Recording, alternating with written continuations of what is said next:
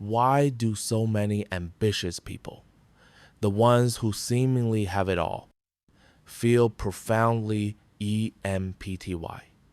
We live in an age celebrating ambition, yet burnout, and the feeling of being trapped in golden handcuffs are epidemic.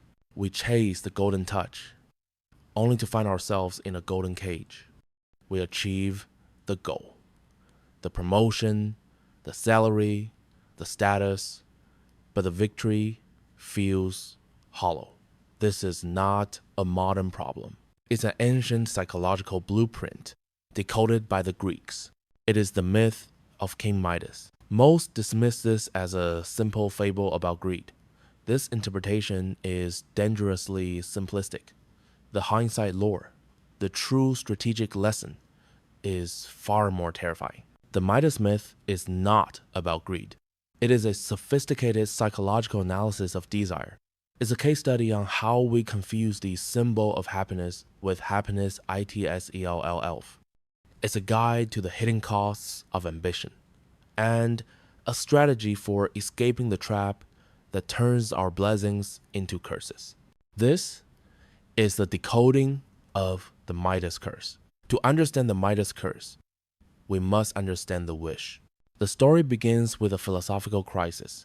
King Midas captures Silenus, the wise, pessimistic tutor of the god Dionysus. Midas forces Silenus to reveal the greatest wisdom for humankind. Silenus' answer is devastating. The very best thing is utterly beyond your reach. Not to be born, not to be nothing. But the second best thing for you is to die soon. Midas, the man of ambition, is confronted with the ultimate existential void. He is told his life, his ambition, his gold is all meaningless suffering. His reaction is the key. Instead of seeking internal meaning, he rejects the void by seeking to conquer the external world. Soon after, Dionysus offers Midas a single wish as a reward for releasing Silenus. Midas could have wished for wisdom or purpose. Instead, he reveals his flawed solution to Silenus' void. He wishes, "Let everything I touch turn to gold." This wish is not simple greed. It is a psychological strategy.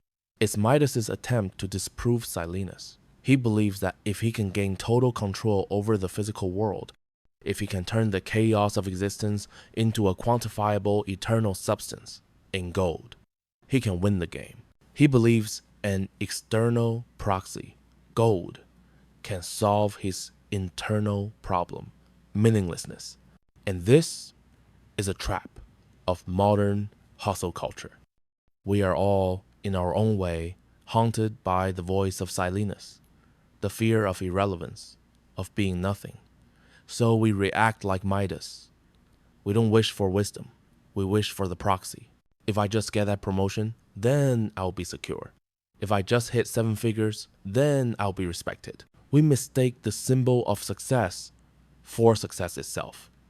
We mistake net worth for self-worth. Dionysus knows this, and he grants the wish. The ultimate victory is in Midas' hands. So why does this perfect solution immediately become a devastating problem? Midas is ecstatic. He touches a twig, gold, a stone, gold. He is the most powerful man on earth. He returns to his palace for a feast, and here the curse activates. He picks up bread, his teeth close on hard metal, he raises a goblet of wine. The liquid turns to molten gold. The very things meant to sustain his life are now useless commodities. He is surrounded by infinite wealth, and he is starving. This is the first psychological cost, the instrumentalization of value. When you see the world only through the lens of your one wish, everything else loses its intrinsic value. Midas' mind is now a filter. It no longer sees a flower. It sees a potential gold object. It no longer sees food. It sees a failure to become gold.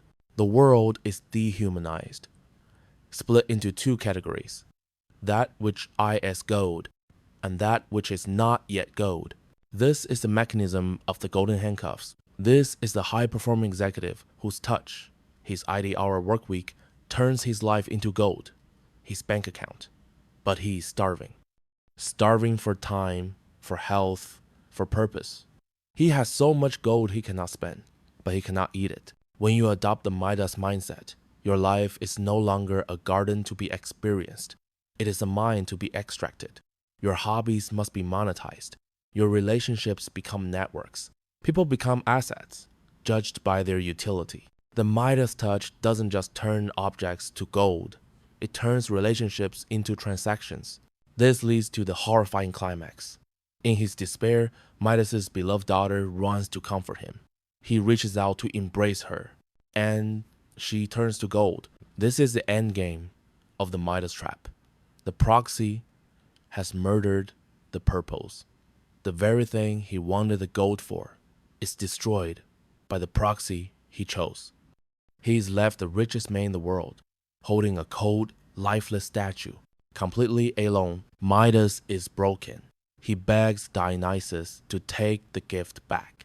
This desperate plea reveals the most critical part of the myth, the antidote. The curse seems absolute. So how do you wash away the golden touch once your life is covered in it? Part 3. The antidote. The strategy of enough. Dionysus sees Midas's genuine repentance and gives him the antidote. He says, "Go to the river Pactolus and wash." This instruction is a profound psychological strategy. The antidote to Midas's magical curse is not more magic. It is a command to return to simplicity, nature, and process. Antidote Part 1. The river, the act of enough. The river Pactolus is the physical opposite of gold. Gold is static, hoarded, dead. The river is dynamic, flowing, alive. To wash in the river is a psychological act of surrender. It is consciously choosing to let go of the proxy and re-engage with the intrinsic value of the world. It is the act of looking at all the gold you have accumulated and finally saying, "This is enough."